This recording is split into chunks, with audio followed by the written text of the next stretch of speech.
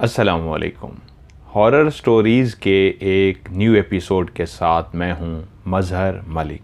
Thank you so much and love you so much आप सबके प्यार भरे फीडबैक का। आज की कहानी को भी लाइक कीजिएगा और दोस्तों के साथ शेयर ज़रूर कीजिएगा। आज की जो कहानी मैं आपको सुनाने जा रहा हूँ ये मरी की एक कहानी है। मरी के उन पहाड़ों की कहानी जहाँ आज भी कई राज छुपे हैं। एक वो दुनिया है जो हमारी आंखों से हमें नजर आ रही है, जहाँ इंसानों की चहल पहल है। इंसानों के साथ साथ वहाँ पे परिंद चरिंद हैवान भी रहते हैं। लेकिन एक ऐसी दुनिया भी है जो इंसानी नज़रों से ओझल है, जिनको इंसान देख नहीं सकता। और अगर इंसान उस छुपी हुई मखलूक को देख ले तो इंसान पे इतना खौफ सवार हो जाता है कि फिर वो नॉर्मल नहीं रह सकता। या जैसे ही रात का अंधेरा होता है तो उसकी ज़िंदगी में एक तूफान सा बर्पा हो जाता है, एक खौफ सा उसके दिमाग पे सवार हो जाता है। ऐसे कई पहाड़ जो सरसब्ज हैं, ऐसे कई पहाड़ जो वीरान हैं, यहाँ आज भी एक ऐसी मखलूक का बसेरा है जो कबीलों की सूरत में वहाँ पे रहते हैं। और उनके कबीले का सरदार जो सबसे ज़्यादा ताकतवर जिन होता है, जो हकीकत में द्यो होता है, वो इतना ज़्यादा ताकतवर होता है कि उस कबीले में जितने भी रहने वाले जिनात होते हैं वो उसकी ताकत से खौफज़दा होके उसके हर जायज़ और नाजायज़ हुक्म को मानने को तैयार हो जाते हैं, क्योंकि उसकी ताकत का कोई भी मुकाबला नहीं कर सकता। और स्पेशली ऐसे पहाड़, ऐसी वादियाँ जो सरसब्ज हों, जहाँ पे दरख्त ही दरख्त हों। तो जिस तरह इंसानों को सरसब्ज पहाड़ अच्छे लगते हैं, इसी तरह जिन्नात भी इन पहाड़ों को उसी तरह पसंद करते हैं और वहाँ रहते हैं। तो आज भी कागान नारान और उनसे ऊपर जहां चले जाएं तो उन दरख्तों पे, उन वीरानों में बहुत ज़्यादा ना सिर्फ जिन्नात का बसेरा है, बल्कि कई कहानियां मुझे पहले भी मौसूल हो चुकी हैं जहां लोगों ने चुड़ैलों को देखा है। एक वो चुड़ैल जो इंसानों से होती है और एक वो चुड़ैल जो जिन्नात से होती है। दोनों तरह की चुड़ैलों को इन पहाड़ों में देखा गया है। और उन पहाड़ों में रहने वाले लोगों का कहना है आज भी कई ऐसे वाकयात होते हैं जिसमें अजीबो गरीब मखलूक नजर आती है। एक ऐसी मखलूक, उससे पहले हमने जिंदगी में उसको कभी नहीं देखा होता, ना ही उसके बारे में सुना होता है। तो ये सरसब्ज वादियां अपने अंदर बहुत से राज छुपाए होती हैं। आज की कहानी जो मुझे भेजी है उनका नाम है आमिर अब्बासी। मरी के ये रहने वाले हैं और इनका कहना यह है कि मैं 15 साल दुबई रहा हूं और उसके बाद फिर मैं वापस आ गया, अपने ही गांव में हूं।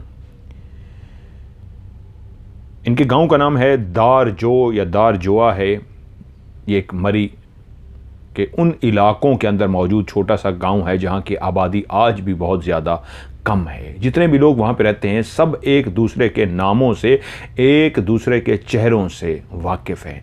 आज भी इन इलाकों में मोहब्बत का मंजर है। आज भी इन इलाकों में है वो एक दूसरे का उसी तरह ख्याल रखते हैं जिस तरह कभी किसी दौर में इंसान से मोहब्बत करते हुए इंसान का ख्याल रखता था। लेकिन शायद ये जो छोटे छोटे इलाके हैं, छोटे छोटे गांव हैं, आज भी यहाँ कुछ ना कुछ रिवायात, तहजीब, कल्चर और सबसे बढ़ के मोहब्बत का सिलसिला जारी है। शहरों की गहमा गहमी ऐसी हो चुकी है, किसी के पास इतना टाइम नहीं है कि वो हमसाये के बारे में जान सके, कौन आया है मेरे घर के साथ रहने के लिए, उसने खाना खाया है नहीं खाया, उसकी घर की हालत कैसे है, ये शहर में जानने वाले लोग नहीं जानते। हाँ, शहरों में जो ऐसे इलाके हैं जहाँ पे छोटी छोटी तंग सी गलियाँ हैं, वहाँ फिर भी दीवारों से दीवारें लोगों की इस तरह की जुड़ी हुई हैं, लोग एक दूसरे के बारे में जानते हैं। लेकिन जो बड़ी बड़ी सोसाइटीज़ हैं वहाँ पे लोग एक दूसरे के बारे में नहीं जानते। लेकिन इन पहाड़ों में रहने वाले लोग आज भी अपनी रिवायात, कल्चर और अपनी मोहब्बत को बरकरार रखे हुए हैं। आमिर अब्बासी का कहना है कि मेरा भांजा जिसका नाम है नदीम, ये दोनों रियल नाम है।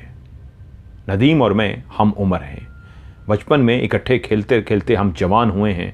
फिर मैं भी दुबई चला गया, नदीम भी दुबई चला गया। मैं पहले दुबई से वापस आ गया 15 साल गुजारने के बाद, और नदीम अभी कुछ ही अरसा हुआ है वापस अपने इलाके को लौट आया है।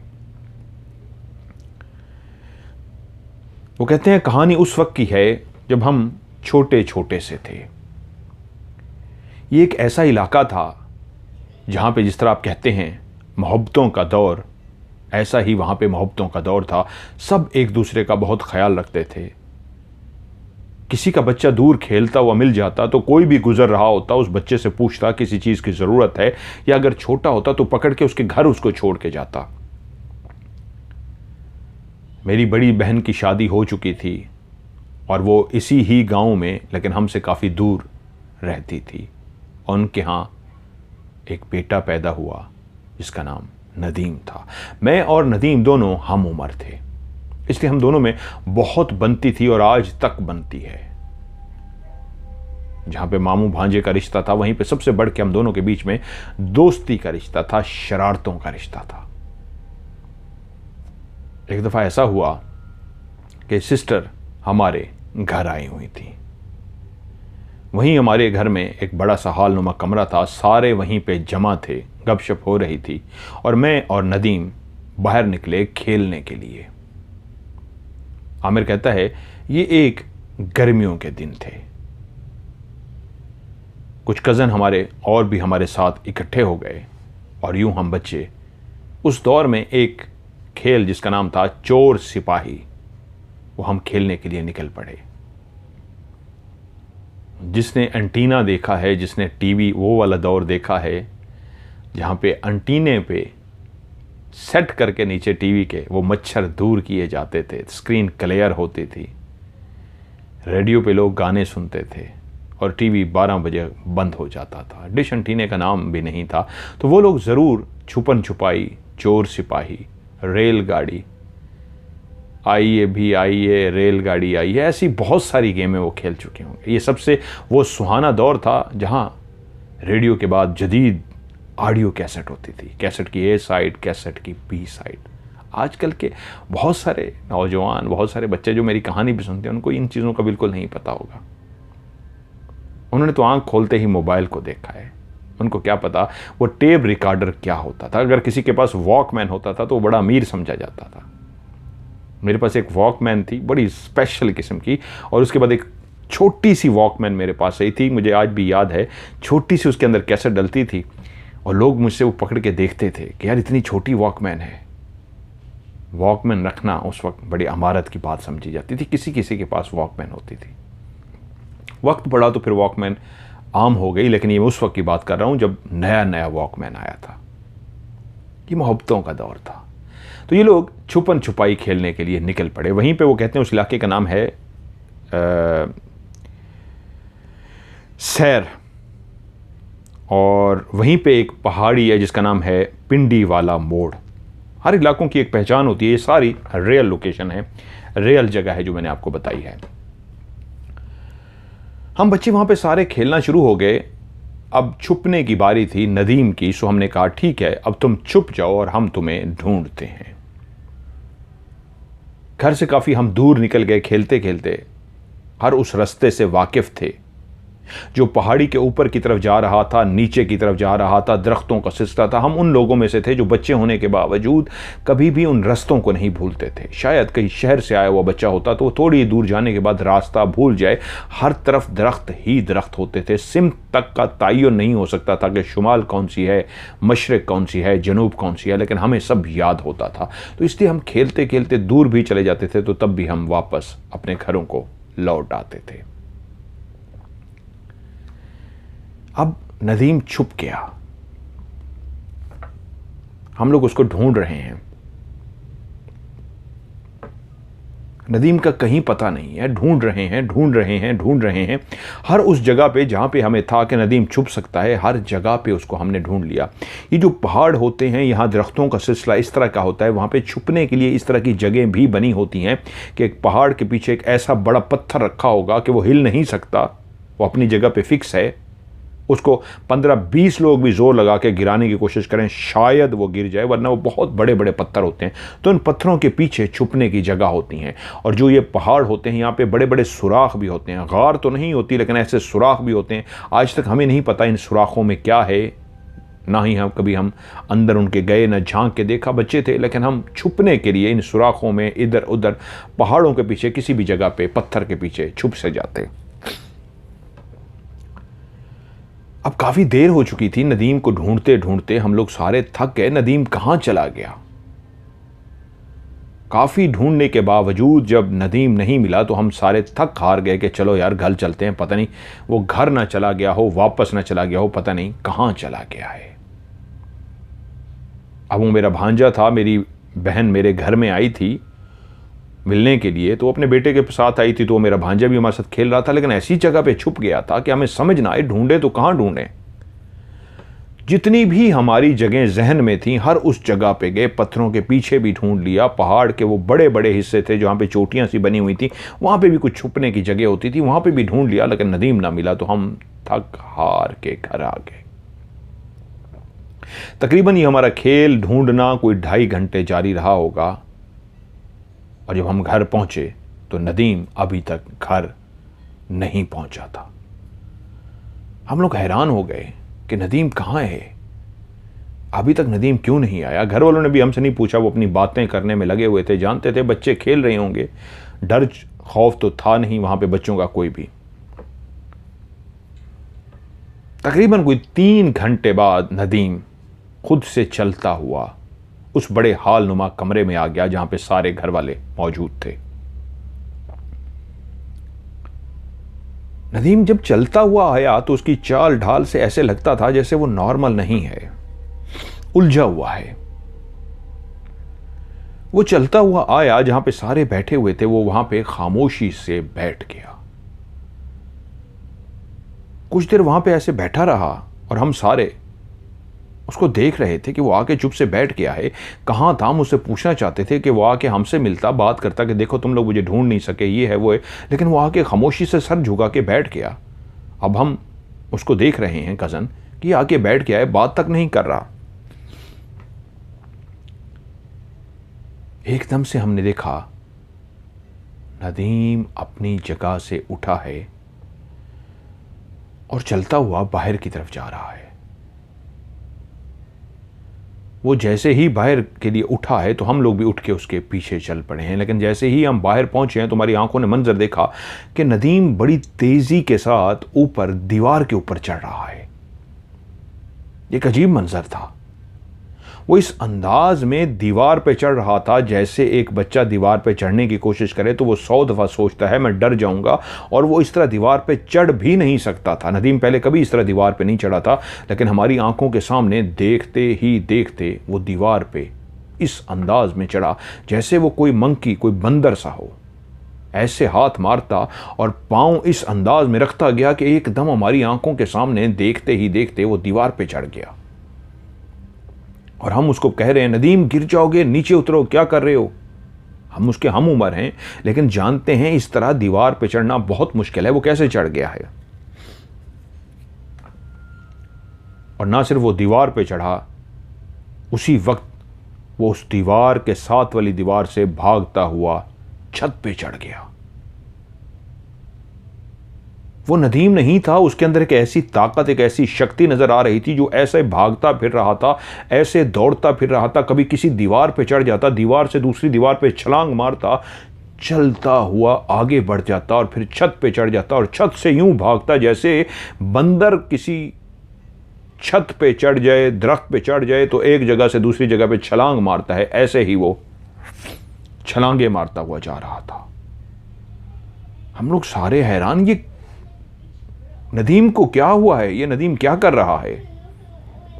और मुसलसल कभी वो बड़ी दीवार पे चढ़ जाए, कभी वो छोटी दीवार पे चढ़ जाए, और जिस अंदाज में वो ऊपर चढ़ रहा था वो हमारे लिए परेशान कौन थी। हम चाहते भी कज़न इस तरह ऊपर नहीं चढ़ सकते थे, और अगर नदीम के अंदर ऐसी कोई भी सलाहियत होती तो हम पहले देख चुके होते। वो इस अंदाज में कभी भी दीवार पे नहीं चढ़ सकता था। वो क्या, हम में से कोई भी नहीं चढ़ सकता था, लेकिन जिस अंदाज में वो चढ़ता भागता फिर रहा था, हम सारे डर गए। अब हमें ये होने लगा कि बड़ों को बुलाएं और बड़ों को बताएं कि ये नदीम किस अंदाज में ऊपर जा रहा है, हमें डर है ये गिर जाएगा। कि वहीं पे ऐसे लगा कि नदीम जो ऊपर भागता, छलांगे लगाता, बंदर की तरह इधर उधर जा रहा था, एकदम से नीचे आया और इस तरह आके दीवार से उतरना शुरू हुआ जैसे कोई बंदर आराम से दीवार से उतरता है। इंसान सीढ़ियों से उतर सकता है, एक सीधी दीवार से इस अंदाज में उतरना नामुमकिन है, लेकिन वो उतरा। और दीवार से जैसे ही उतर के नीचे आया, जितना वो उछल कूद कर चुका था, जितना वो ऊपर नीचे चढ़ चुका था, जैसे ही वो दीवार से नीचे आया ऐसे लगा कि उसका सर घूम रहा है। और उसका सर घूमा, जैसे ही उसका सर घूमा उसको वॉमिटिंग शुरू हो गई और उसने उसी वक्त एक उल्टी की। और जैसे ही उल्टी की तो उसके मुंह के अंदर से बेइंतहा नमकीन और मीठे चावल बाहर निकले। और हैरत की बात थी कि उस उल्टी से बदबू आनी चाहिए थी। इंसान जब उल्टी करता है तो उसमें से स्मेल आती है, लेकिन उसकी उल्टी ऐसी उल्टी हुई कि क्लियर बड़े बड़े चावल मीठे और नमकीन जहां उसके पेट से बाहर निकले मुंह के जरिए, वहीं पे ऐसी खुशबू फैल गई उन चावलों की कि पूरे घर में इस तरह की खुशबू फैल गई कि हम बताने के लिए घर वालों को भागे कि उनको बताएं कि नदीम को उल्टी आ रही है। तो घर वाले पहले ही बोल रहे थे आपस में जब हम कमरे में पहुंचे कि कितनी ज़बरदस्त चावलों की खुशबू आ रही है, ऐसे ज़बरदस्त चावल किसने बनाए हैं। और कमाल बात क्या थी, आमिर कहते हैं कि मैंने ज़िंदगी में इतना बड़ा चावल का दाना नहीं देखा था इससे पहले। अपनी पूरी ज़िंदगी में मुख्तलिफ इंसान चावल देखता रहता है और चावलों को जब आप मुट्ठी में भरते हैं, जब हाथ में उठाते हैं और एक दाने को भी उठाते हैं तो पता लग जाता है दाना कितना बड़ा है। लेकिन जो उसने उल्टी की थी उसमें जो चावल निकले थे वो दाने इतने बड़े बड़े थे, इतने बड़े बड़े थे कि ज़िंदगी में इतना बड़ा चावल का दाना हमने नहीं देखा था। और जब हम अंदर पहुंच गए, घर वाले भी यही बात कर रहे थे, कितनी ज़बरदस्त चावलों की खुशबू आ रही है, कहाँ पके हैं। तो हमने कहा अब जल्दी आए, नदीम को उल्टी आ गई है। नदीम की वालदा यानी मेरी बहन और बाकी घर वाले भी बाहर आए और जब उस जगह पे पहुंचे तो वो पहले खड़े होके हैरान होके देखना शुरू हो गए कि इतनी तेज घर के अंदर चावलों की खुशबू फैली हुई थी, बहुत ज़बरदस्त खुशबू। ये ऐसी खुशबू थी कि अगर कोई देग बनाए, किसी घर में देग बन रही हो या शादी ब्याह के मौके पे जब चावल पकाए जाते हैं तो उन चावलों की खुशबू कैसी फैल जाती है, ज़बरदस्त किस्म की खुशबू। ये ऐसी खुशबू थी जैसे एक नहीं जैसे कोई 15-20 देगें पकाई जाएं और उनकी बेहतरीन किस्म की खुशबू हर जगह पे फैल जाए। तो ऐसी पूरे घर के अंदर खुशबू फैली हुई थी चावलों की, जो उसने उल्टी की सूरत में बाहर निकाले थे। बुरी बदबू नहीं थी, ये खुशबू ही खुशबू थी, बेहतरीन की खुशबू। और घर वाले परेशान होकर देख क्या रहे थे, वो जो चावल उसके मुंह से निकलते, जो मीठे चावल थे वो रंग बिरंगे होते हैं और जो नमकीन चावल होते हैं, पुलाव जिस तरह होता है, वो उनका चावलों की शक्ल होती है, लेकिन मीठे चावलों में थोड़ा सा जर्दा रंग डाला जाता है। तो जर्दा रंग होने की वजह से जो मीठे चावल होते हैं उनका कलर चेंज हो जाता है। तो उसके पेट से जो चावल निकले थे ऐसे लगता था चबाए नहीं गए, जिंदा चावल खाए गए हैं। अगर कोई इंसान चम्मच से या हाथ से चावल खाता है तो उनको चबाता है, उनको तोड़ता है, तोड़ने के बाद अंदर लेके जाता है। उसके मैदे से, उसके पेट से जो चावल निकले थे, बड़े बड़े चावल, यानी इंसानों के पास जितने भी चावल होते हैं अगर उसका एक दाना रखा जाए तो तकरीबन इंसानी चावलों के 2 से 2.5 साइज के दाने रखे जाएं तो वो एक बनता था। यानी वो इतना बड़ा था, वो एक दाना और इंसानों के जो चावल होते हैं उसके 2.5 दाने रखे जाएं तो बराबर बनेंगे। हमारे घरों में चावलों के 2.5 दानों के बराबर एक दाना था, इतना बड़ा था। और वो चबाए नहीं गए थे, ऐसे लगता था जिंदा चावल ही खा लिए गए, जिसके बाद उल्टी करने के बाद वो सब के सब बड़े बड़े ही थे, टूटे हुए नहीं थे, मीठे और नमकीन।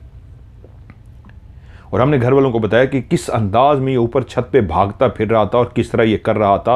और जब घर वालों ने और भाग के उसकी माँ ने उसको कहा नदीम नदीम, और माँ ने जब उसकी आंखों में देखा तो माँ डर गई, उसकी आंखें बदली हुई थी। ऐसा लगता था ये नदीम नहीं है, ये आंखें किसी और की हैं। माँ घबरा गई घर वाले पहले ही मंजर देख चुके थे कि जिस अंदाज की उल्टी की गई और जितने बड़े बड़े चावल उसके पेट में से निकले और उसके बाद बदबू आने के बजाय अच्छी खुशबू आ रही है, ऐसे जैसे देगें पक गई हों, और उसकी आंखें इस अंदाज की हुई थी। बच्चे बता रहे थे वो ऊपर जिस तरह दौड़ता फिर रहा था जैसे कोई बंदर हो। तो उन्होंने कहा फ़ौरन मौलवी साहब को बुलाएं, ये मामला और है। बुज़ुर्ग फ़ौरन समझ गए नहीं, पहाड़ों में रहने वाले बुज़ुर्ग ऐसे वाक़यात देख चुके होते हैं। फ़ौरन आंखों में देखते उन्होंने कहा मौलवी को बुलाया जाए, ये ठीक नहीं है। कारी साहब को बुलाने के लिए दौड़ पड़े। नदीम को वहाँ से उठाया गया और पकड़ के कमरे में लाया गया। अभी तक नदीम नॉर्मल नहीं था, उसकी आंखें अजीब सी थी। थोड़ी देर के बाद मौलवी साहब आ गए। सलाम अलैकुम। वालेकुम अस्सलाम। हाँ, कहाँ है बच्चा? मौलवी साहब ने पूछा। उन्होंने कहा जी ये है बच्चा। कारी साहब ने जैसे ही उस बच्चे की आंखों में देखा, कहते हैं नहीं, ये बच्चा नॉर्मल नहीं है, इसके ऊपर साया आ चुका है, जल्दी से पानी का जग भर के लाए। पानी का जग भर के लाए और उन्होंने कहा ये चावलों की खुशबू कहाँ से आ रही है बहुत ज़्यादा। उन्होंने कहा ये वही उल्टी है जिसने की है। उन्होंने कहा मुझे दिखाएं कहाँ है। कारी साहब को लेके गए वो जगह, उस जगह पे जहाँ पे उल्टी हुई थी। जब उन्होंने चावलों को देखा जो उल्टी की सूरत में निकले हुए थे, कहते हैं तो बगैर चबाए अंदर लेके गया है। और इतने बड़े बड़े चावल, मैंने भी कभी ज़िंदगी में इतने बड़े चावल नहीं देखे, लेकिन ये हम इंसानों के चावल नहीं हैं, ये किसी और मखलूक के चावल हैं। पानी का जग भर के लाए। कारी साहब ने पढ़ना शुरू कर दिया और उसको दम करना शुरू कर दिया। उसमें से एक गिलास भरा और उसके मुंह से लगा दिया कि पियो। ज़बरदस्ती उसको थोड़ा सा पानी पिलाया गया। कुछ कतरे पानी के उसके मुंह में चले गए। फिर से कारी साहब ने पढ़ना शुरू किया और पानी के छींटे उसके ऊपर मारते जाते, पढ़ते जाते। थोड़ी देर के बाद फिर से उसको ऐसा लगा जैसे उसको उल्टी आ रही हो। फिर से उसको जल्दी से पकड़ के साइड पे लेके गए।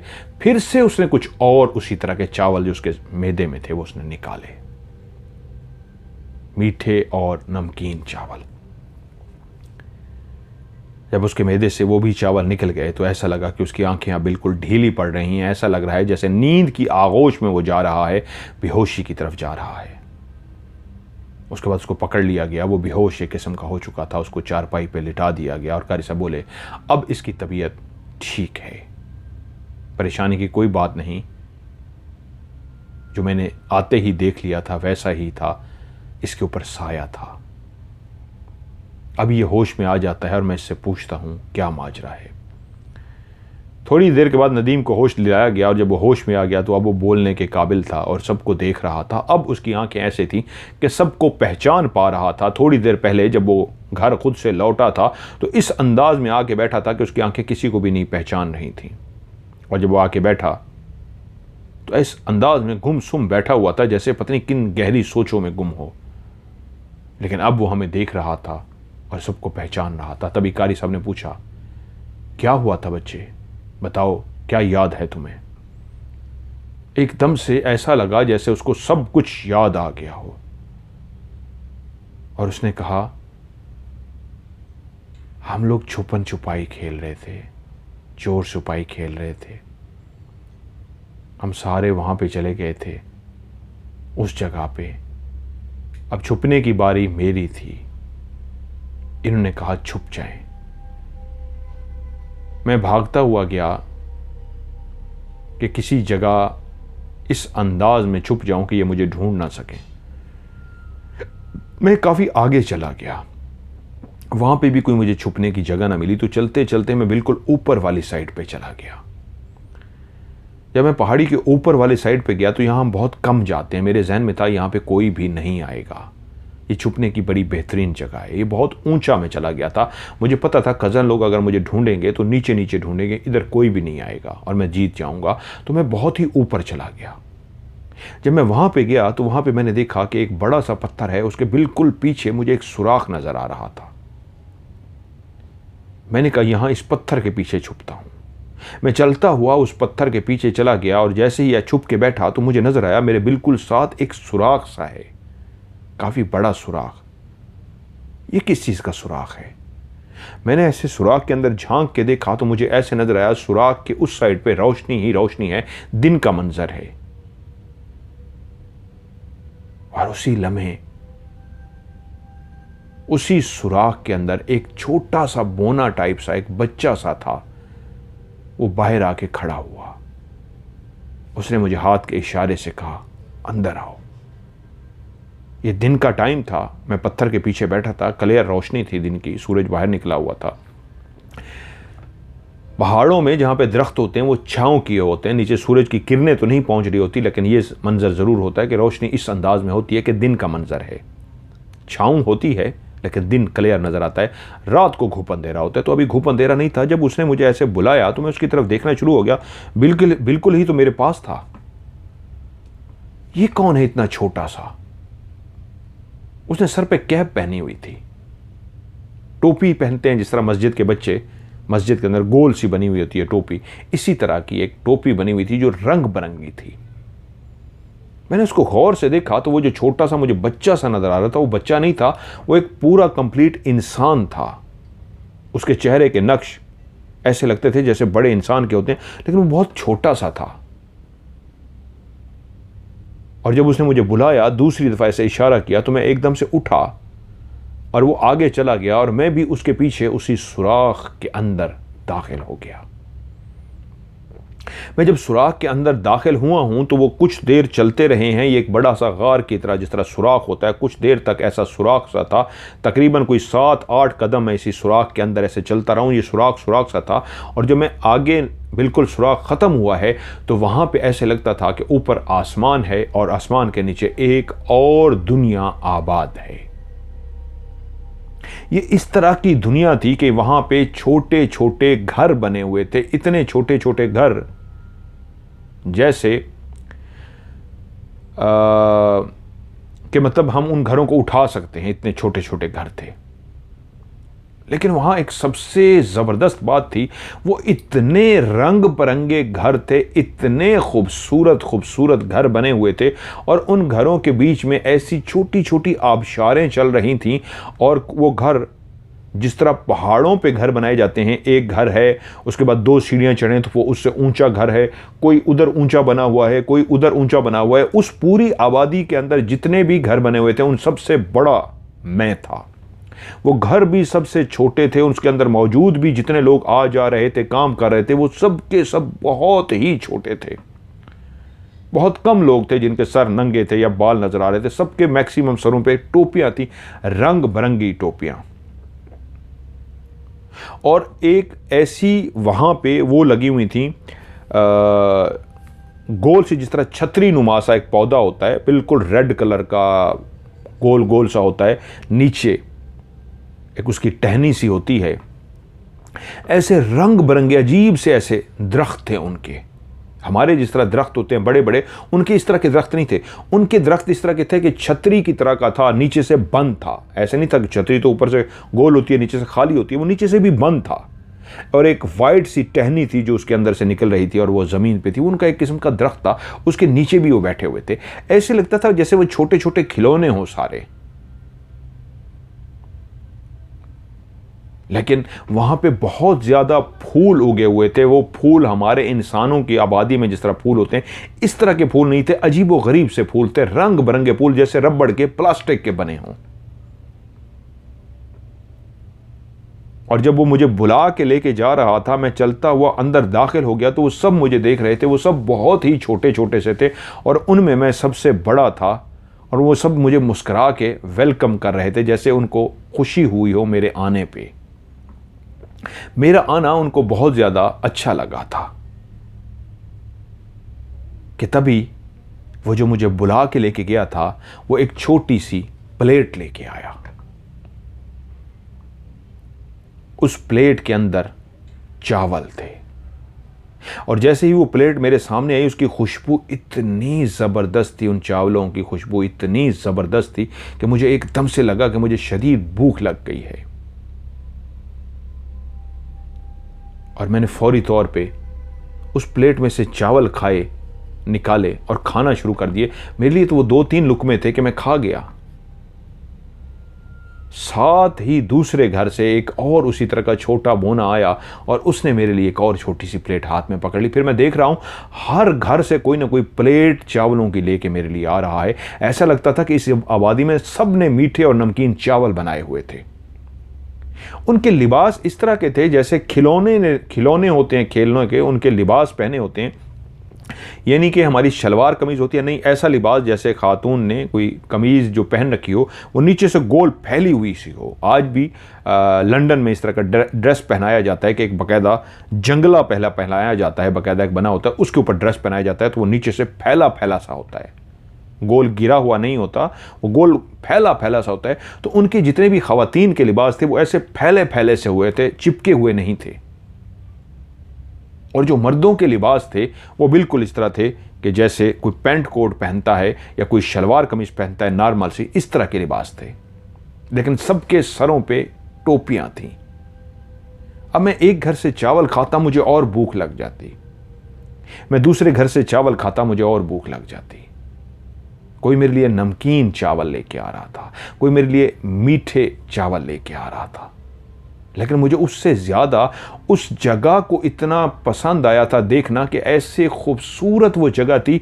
घरों के कलर किसी के रेड थे, किसी के ग्रीन थे, किसी का येलो थे, ऐसे खूबसूरत घर थे। उनके छोटे छोटे दरवाजे लगे हुए थे और कुछ घर ऐसे थे, ज़्यादातर जो घर थे जैसे पहाड़ों के बीच में गारें हों और उनके आगे दरवाज़ा लगा दिया गया हो। वो दरवाज़ा खोलते थे और बाहर आते थे, वो एक पहाड़ का हिस्सा था और उसी के अंदर ही उनका घर था।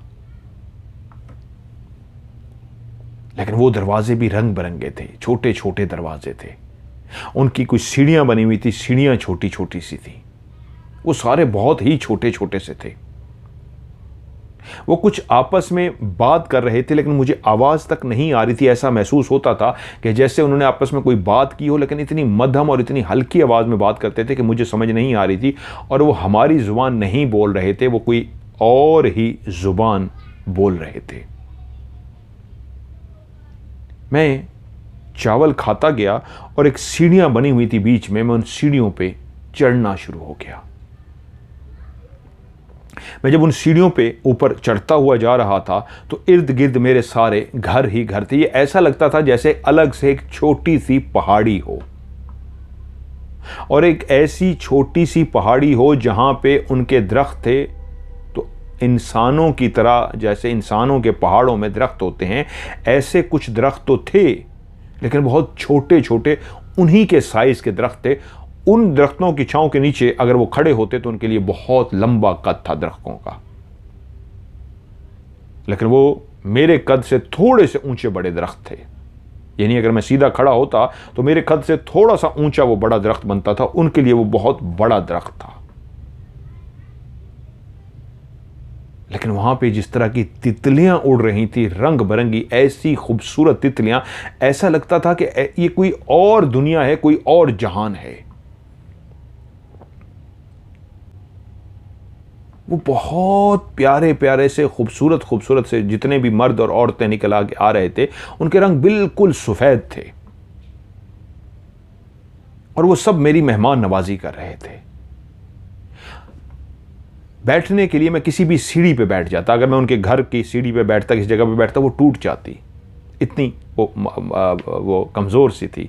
इसलिए मैं ऐसे आगे जाके बैठता, वो मुझे खाने को एक प्लेट ला के देते, मैं उसमें खाता, फिर वो आगे मैं चला जाता, कोई और मुझे प्लेट देता। अब वो सब मुझे ऐसे हाथों के इशारों से बुला रहे थे, इस अंदाज में बुला रहे थे कि इधर भी आओ, हमारा भी खाना खाओ। और मैं उनका भी खाना खा रहा था, फिर मैं आगे जाता, उनका भी खाना खाता। कि फिर मैं जब आगे गया तो मैंने देखा उनके बच्चे थे बहुत ज़्यादा, जो सबसे छोटे छोटे थे मुझे नजर आए, वो सारे खेल रहे थे। मैं जब वहां पहुंचा तो वो बच्चे मुझे इस अंदाज में देखना शुरू हो गए जैसे मैं कोई अजीब ही मखलूक हूं। उनके लिए मैं इस तरह था जैसे कोई मैं इतना बड़ा इंसान था जिसको वो यूं ऊपर सर उठा उठा के देख रहे थे और हैरान हो रहे थे कि ये क्या चीज़ हमने देख ली है। मैं उनके लिए बहुत बड़ा इंसान था। वो सारे मुझे ऊपर गर्दन कर करके झांक रहे थे कि कुछ बच्चे ऐसे डरते डरते मेरे करीब आए, कुछ लोग पीछे भागना शुरू हो गए, कुछ हटना शुरू हो गए। तो वो जो मेरे साथ कुछ और लोग आए थे, वो उनको कोई अपनी ज़बान में कह रहे थे तो बच्चे डरना बंद हो गए। तो उनमें से कुछ बच्चे चलते हुए बिल्कुल मेरे इस अंदाज में करीब आए जैसे मुझे हाथ लगा के देखना चाह रहे हो कि ये क्या है। शायद जिंदगी में पहली दफ़ा इतनी बड़ी मखलूक वो देख रहे थे। मैं उनकी नज़रों में कोई बहुत बड़ी मखलूक था।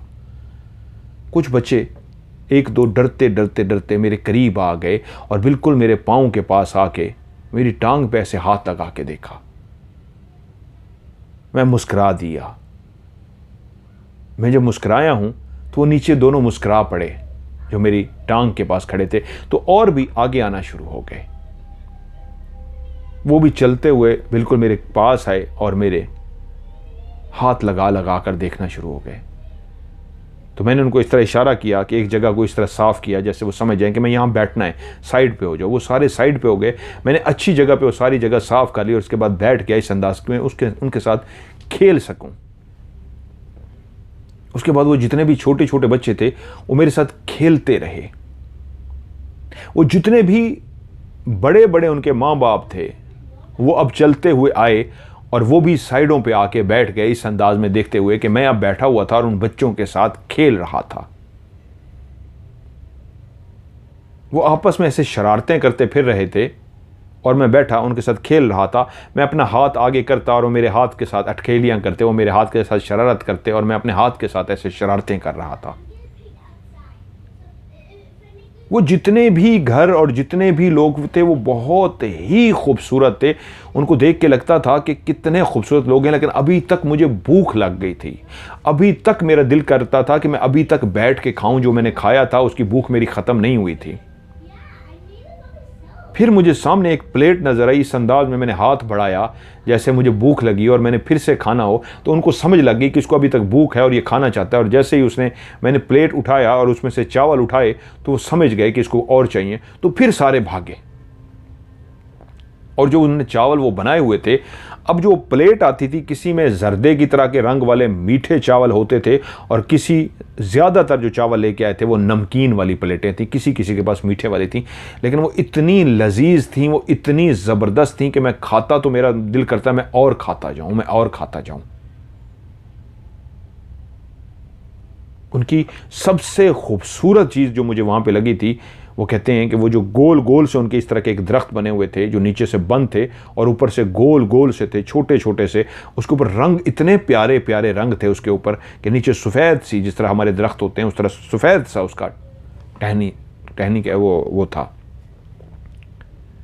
वो बहुत जगह जगह पे लगे हुए थे। मैं कभी तितलियों को देखता, कभी उस पहाड़ी को देखता, उसके ऊपर जितना भी मंजर था सब इतना खूबसूरत रंग बिरंगा था कि मैं हैरान होता रहा। और जब मैंने चावल वगैरह खा लिए, तकरीबन मैं वहाँ बैठा रहा कोई 2-2.5 घंटे। वो सब ने मेरी मेहमान नवाजी की। कभी कोई ऐसे आता, सब मुझे मुस्कुरा के देख रहे थे, प्यार से मिल रहे थे और मुझे बहुत ज़्यादा अच्छा लग रहा था। मुझे भूल गया था कि मेरे कज़न मुझे ढूंढ रहे होंगे, हम लोग चोर सिपाही खेल रहे थे या क्या था। 2-2.5 घंटे के बाद एक ने मुझे कहा, जिसने मुझे शुरू में बुलाया था, उसने मुझे ऐसे हाथ का इशारा किया, आओ। मैं समझ गया। मैं उठ के अपनी जगह से खड़ा हुआ। वो चलता हुआ वापस उसी रास्ते की तरफ जा रहा था जहाँ से मैं आया था। तो सब मुझे हाथ हिला के ऐसे खुदा हाफिज कह रहे थे। मैं भी सबको ऐसे हाथ हिला के खुदा हाफिज कह रहा था। वो बच्चे जितने भी थे वो सारे शरारतें कर रहे थे, हाथ हिला रहे थे, खुश हो रहे थे कि मैं जा रहा हूँ।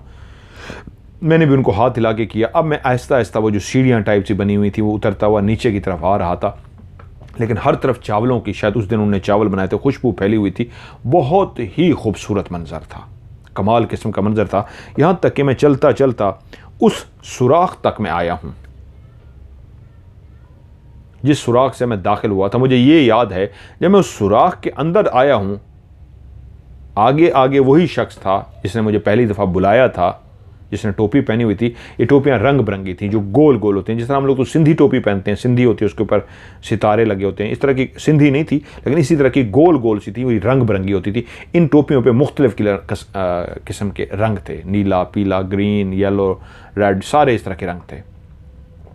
मुझे वो सुराख तक लेके आया और जब मैं सुराख तक आया हूँ उसके बाद मुझे कुछ याद नहीं है। उसके बाद क्या हुआ मुझे नहीं पता। उसके बाद जब मुझे याद आया है तो आप लोग सारे मौजूद थे। मैं पता नहीं वो मैंने ख्वाब देखा है या मैं कैसे यहाँ तक पहुँचा हूँ, इसका मुझे नहीं पता। तो कारी साहब ने कहा, बस ठीक है, बच्चे को आप अंदर लेके जाएं, इसको थोड़ा सा आप रेस्ट कराएं। नदीम को अंदर ले गए तो कारी साहब उस वक्त फैमिली से मुखातिब हुए। इसने ख्वाब नहीं देखा, जिस तरह की ये चावल खा के आया है, अगर इसने ख्वाब देखा होता तो ये चावल उल्टी करके निकाल रहा है। और सबसे बड़ी बात, चावलों से बदबू नहीं आ रही, उल्टी से बदबू आ रही थी और इसने चावल निगले भी नहीं थे। निगल गया था, चबाए भी नहीं थे, इतना बड़ा बड़ा चावल है और खुशबूदार चावल है, ऐसा जैसे आपके घर के अंदर ऐसी लगता है जैसे कोई देगें पक गई हों। तो ये जिन्नात के पास गया था। वो एक जिन्नात का कबीला है, वो छोटे छोटे कद वाले छोटे बोने थे सारे। ये कहीं ऐसी जगह पे जाके छुपा है कि बोने जिन्नात ने देख लिया कि एक बच्चा आया हुआ है। वो हैं बोने, लेकिन हैं वो बहुत ताकतवर। ये कभी मत सोचिएगा वो छोटे हैं बोने हैं तो वो ताकतवर नहीं है। तो वो छोटे छोटे जो बोने इसके पास इसको नजर आए हैं, एक बोना इसको अंदर बुला के ले गया, तो ये सारे जिन्नात थे। अंदर जो घर और सारा कुछ इसने देखा वो जिन्नात का ही रहन सहन था। जिन्नात कई तरह के रहन सहन रखते हैं और ये बात भी सही है, जिन्नात के कई तरह के रहन सहन होते हैं। बड़े बड़े महल्लात भी शो करवा देते हैं, झोंपड़ियाँ भी शो करवा देते हैं, या ऐसी झोंपड़ी भी होगी कि बज़ाहिर उसके अंदर घुसना मुश्किल है, छोटी सी अंदर जाएं तो पूरा महल होता है। और ये जो छोटे छोटे घर थे जिन्नात, अगर आपको भी इनके अंदर लेके जाएं तो आपको लगेगा कि आप महल में चले गए हैं। लगेगा ऐसे कि आप तो इनके अंदर दाखिल ही नहीं हो सकते, लेकिन वो आपको अंदर दाखिल करके ले जाते हैं और अंदर लगेगा कि इतना बड़ा महल है। वो बहुत खूबसूरत जगह थी। तो कारी साहब ने बताया कि इसको जिन्नात अपने पास ले गए थे, उनको ये बच्चा अच्छा लगा, प्यारा लगा, तो इसलिए वो इसको अपने पास ले गए और उन्होंने जो चावल बनाए थे ये जिन्नात के चावल हैं, ये इंसानों के नहीं हैं। इतने मज़ेदार चावल जिन्नात के ही होते हैं और ये ताज़े ताज़े खा के आए, इसने चबाए भी नहीं थे, ऐसे इसको पसंद आई, ऐसे खाता गया, इसलिए इसने उल्टी कर दी है। और वो जहाँ फिरता रहा है, ये सारे जिन्नात थे। जिस तरह ये वहाँ से वापस आया, कहता है मैं सिर्फ वो सुराख तक पहुँचा हूँ, आगे मुझे नहीं पता, तो वो इसको छोड़ के गए हैं घर तक। वो जानते थे इसका घर कौन सा है, लेकिन उसके अंदर उस वक्त जो हाज़िरी थी उन्हीं में से कोई जिन्नात इसके अंदर सवार हुआ है और इसको इसके घर के अंदर लेके आया है। जिस तरह आप लोग बता रहे हैं ये घर के अंदर चलता हुआ आया और आकर बैठ गया है, तो इसके अंदर वो हाजिर था, वो इसके वजूद के अंदर था।